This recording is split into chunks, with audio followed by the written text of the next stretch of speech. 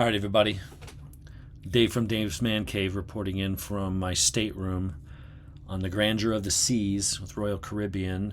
I guess about 300 or 400 miles off the coast of Aruba. We'll be there in the morning. Originally, my plan was to go to some watch stores. There's a TOG boutique in Omega. Aruba's got money, so there's some good watch stores there. Little Switzerland carries a lot of cool brands.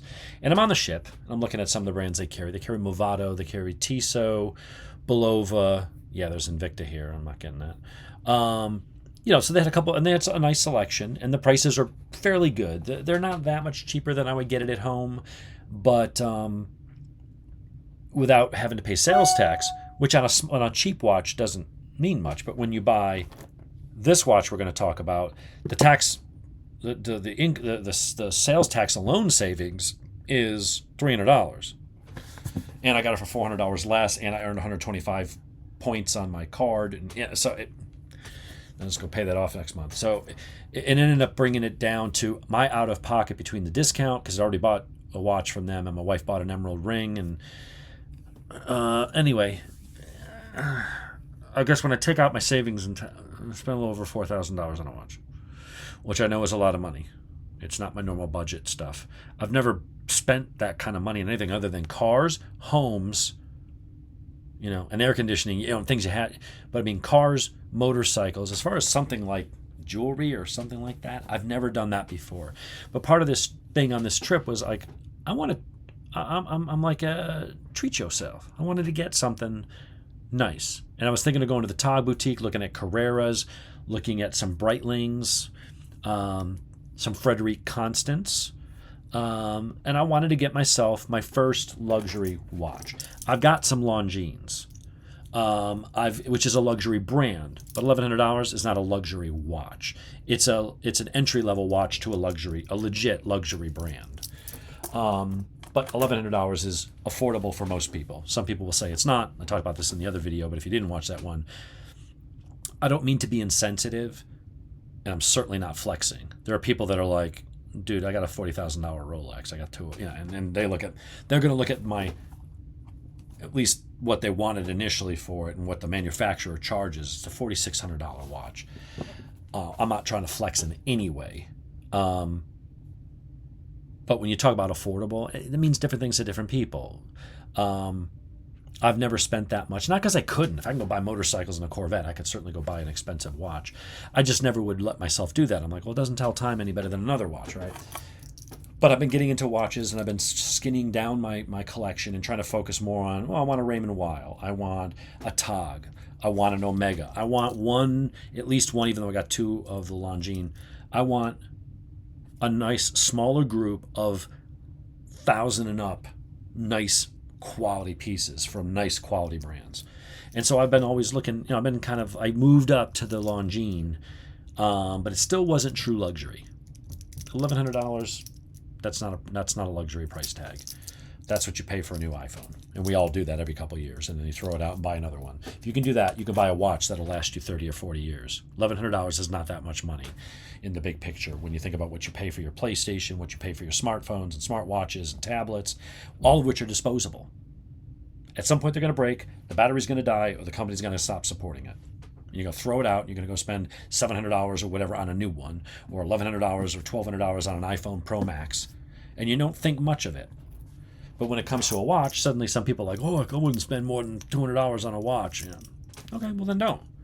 But you spend it on other things that you use for a while, and then you throw it out and get a new one that's basically the same as what you had, just faster. What did I get? This is a brand most people probably don't know about. And honestly, until I heard of it here, and I started talking to the woman who was lovely, she's awesome. Her name is Suno. She's from India. Knows a good bit about watches, and we had a lot of good conversations with her, and she sold my wife for PRX, and I looked over and I'm like, what is this? I've never seen this brand. And then I started researching it. At first you're like, well, is this a real brand? And you find out, yeah, they've been around. They started in Havana, Cuba in 1882. And you're like, oh, Cuba, that's like communist, and how good can it be? Well, they had a very rich history. They opened up stores in Germany and Paris, and they were considered a luxury brand with Cuban Latin style. And then Castro took over, and they started only making watches for the military. Then they stopped for a while, and then a bunch of Swiss investors from the watch industry came in and revived the company, moved all the manufacturing, everything. They got an in-house movement, and everything is all done in Switzerland on Lake Coppola or something like that. Go to their, I'll put the link. Go to their website. Read about their history. Winston Churchill was a fan. This was actually back in the day was a known, even if it wasn't as prominent as a Rolex, it was a known and very well respected luxury brand out of Havana. This video I'm doing here in my stateroom with my MacBook webcam is not doing this thing justice. This thing is phenomenal. There are only 200 of these in existence. They made an extremely limited run, and I have number 003. I have to do everything backwards here because I'm looking at it in reverse. This is number 3 of 200. That's it. They have 200 in the blue dial, and they have 200 in the silver dial. This is a GMT with a date and a Cyclops sapphire crystal, in-house automatic movement, combination of steel and titanium.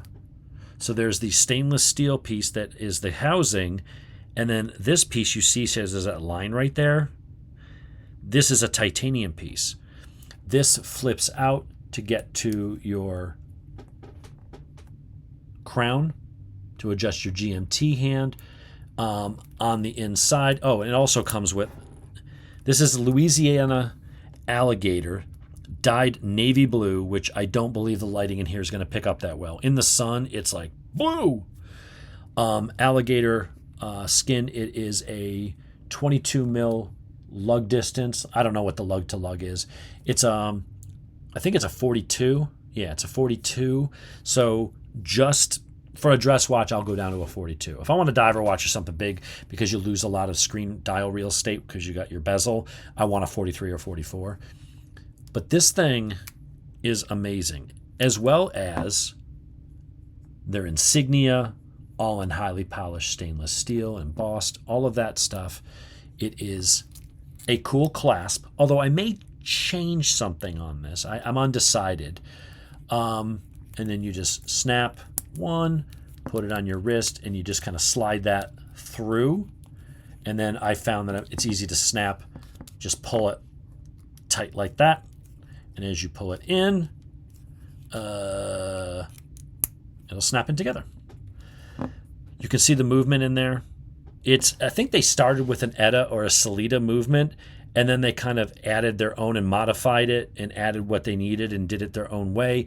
And it was different enough, even though they used another one as a foundation for their movement, it's now an in-house movement. It's different enough that they didn't have to worry about patent infringements and things, and they differentiated enough to where it is now their own movement that they're using in this. Don't know of a lot of jewelers that are going to service it. Might be the only down point. There's not a lot of dealers in the U.S., but they have them in Monaco, Paris, Dubai. You know, they have boutiques for this brand in nice parts of the world. So when I talked to them, I'm like, I got all the paperwork and everything because they're an authorized dealer here on the ship. And so I'm, every 5-8 years, if it starts losing time or if I have an issue, I just have to send it to their office in New York or Miami, which is their North American headquarters. Well, they have an office in New York, and I think the headquarters is in Miami. I can send it to them, and then they will ship it off to the factory in Switzerland to have the service or repair, whatever done. They will get it back and ship it back to me. So a little bit more of a headache than going to your local jeweler who sells Rolex or Tudor and can do the work, there. But when you got dozens of watches, okay, if I'm without it for 3 or 4 weeks while it's going back and forth to Switzerland, whatever, I got other shit to wear. So the only thing I might do with this, there is a bracelet that they sell. They had one with a bracelet, but it was a different dial. It wasn't the GMT, and I didn't like the dial as much. But the bracelet with the steel and titanium flowing these, it was amazing looking. So I reached out to the company and I said, how much would it be just to have I just want to buy the bracelet. It's $940 plus shipping. It's $1,000 just for the bracelet. My wife's like, you should just do it. She's like, you really like the bracelet and you don't want to have the wear and tear on this just absolutely gorgeous strap. I don't know if I'm going to bring myself to do that. For $1,000, I can go to Joma Shop and get a Pepsi dial 42 millimeter Raymond Weil Tango. Really nice dive watch. 300 meter water resistance, super thin. I'm like, I can get that for $900 shipped. So I don't know that I want to spend $1,000 on a goddamn thing. I may just leave it what it is. What I will probably do, because it is a little finicky, I don't like clasps on leather. The reason why, it adds thickness. So here, this is kind of thick. This will get scuffed up because when you're typing or doing things, your wrist is on the tabletop and you can scratch it up. It also kept taken on and off, but then also, like, you can't lay the watch on something flat. It's going to be in this weird shape. So what I'm probably going to do is look around it. I've got boxes of straps at home. I'm going to try to find a strap that has that looks like it goes with this, and I'm just going to steal the buckle.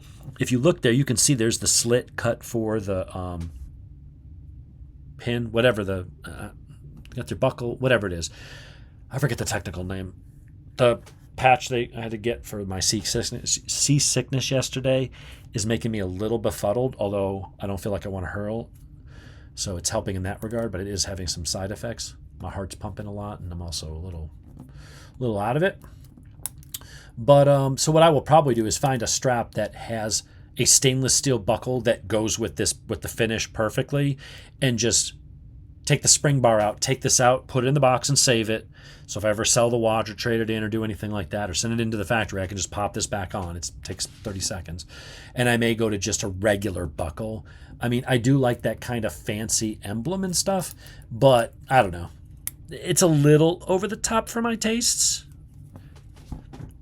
And it would be nice to just be able to take this off, see the inner movement a little bit easier, lay it flat on the table instead of having to put it on the side or something, because you can't with this thing.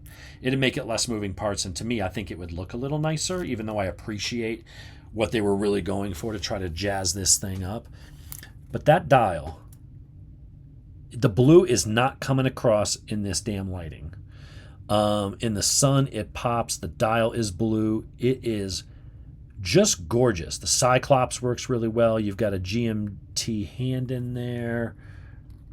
Where's my GMT hand? It's probably underneath. Yeah, it's underneath the minute hand, so you're not seeing it. It's subtle. It's just there with an orange tip, just the tip. But it is just such a cool looking watch. I was like, would it have been probably a safer bet to go with a Tog, like a Carrera, Aqua Racer, Breitling? Yeah, you can get it serviced easier, and those are obviously more known brands, but this is a legit brand. They've been around for 140 years. They are established. They have a small following, but it really is. I wanted something. I got to a point where I was like, if I'm going to spend between $4,000 and $5,000 on a watch, everybody in that price range is probably going to go for a Tudor Black Bay or a lower level Breitling, or something like that. Longines Zulu, something like that. So I wanted to just go and get something that was completely different from anything out there. And so that's why I went with that. You will not walk down the street and talk to a watch guy who's not going to go, what the hell is that? And wonder what that is. So I thought for that reason alone, it was worth doing something different. It's an interesting brand. Cuban, Latin inspiration and history, but with Swiss manufacturing. It's a very cool thing. So that is what I did. And, we'll do a more in-depth review when I get home and get a proper camera and get 4K going and really zoom in on it without getting a glare and stuff. But that is the unboxing for this bad boy. And some of these things come in a really big, nice wooden box, and they've designed it specifically so when you take the watch out, you have a cigar humidor. And actually, they did give us a nice Cuban cigar and a bottle of Johnny Walker Blue label just for buying this. Although it was the second watch we bought in 2 days, including the ring, and then went back for a third watch. So I feel like, they probably should give me something. But absolutely phenomenal. I'll try to get some really good pictures when I can get it. The problem here was with the lighting and the domed sapphire crystal. It is picking up a lot of glare. When you look at the watch, for some reason on camera, though, it's just doing that. So anyway, My wife's wanting to come back in the room, so she didn't want to interrupt my video. But I'm actually going to do a review of her PRX too. But that is, the brand is, what the hell is it called? Cuervo y Sobrino.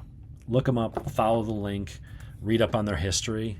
It's cool as shit. So hope you guys enjoy. Hit like and subscribe, and we'll talk to you guys later when I get back to the States.